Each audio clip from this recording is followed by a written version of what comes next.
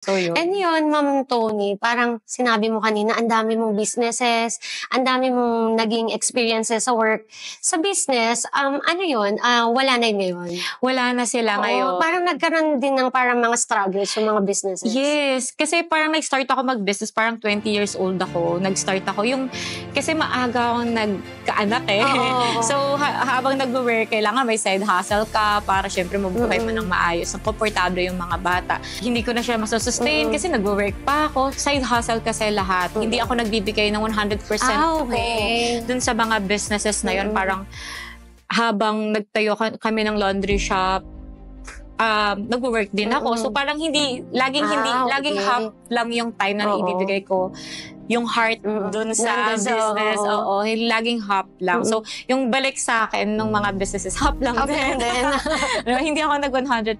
Unlike here sa The Wise House Studios, 100%. Ito lang talaga yung ginagawa ko aside from being a mom and a wife. Ito lang yung negosyo na tinututukan ko. So, ayun. Kaya mas naging siya. Naging realization mo na parang kaya yun yung resulta mo is because kalahati lang din yung focus mo. Yes. Actually, sinabi sa akin yan nung husband ko. Ibig sabihin, sa business, kailangan mo ng 100% na focus talaga. Diba, everything happens for a reason. Yung mga natutunan ko naman doon sa mga hindi ko na let go na career is, eto, na-apply ko lahat dito. Pati sa kung lahat ng challenges na darating, okay lang yan. Parang okay lang yan. Lilipas din yan. Alam ko bukas magiging okay na. Parang gano'n na, naging matibay na ako. Dahil nga dun sa mga past experiences ko.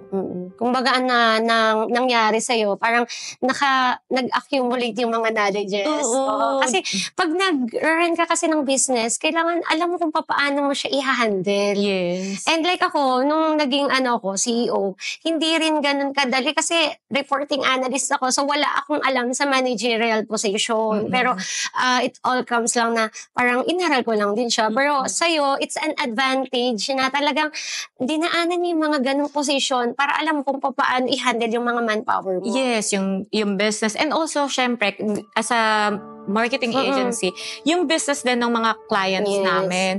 Parang alam ko na, okay, we need to check muna your product, your process inside.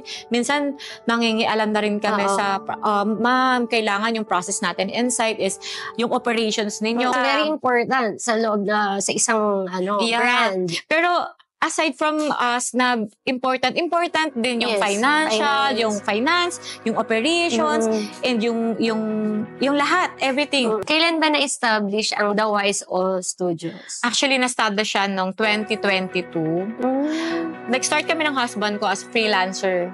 Parang kanya-kanya muna kaming client, ganyan. And then, nagkaroon kami ng opportunity na naka-close kami ng isang big client dito sa local. Dati kasi mga international yung pinahawakan namin.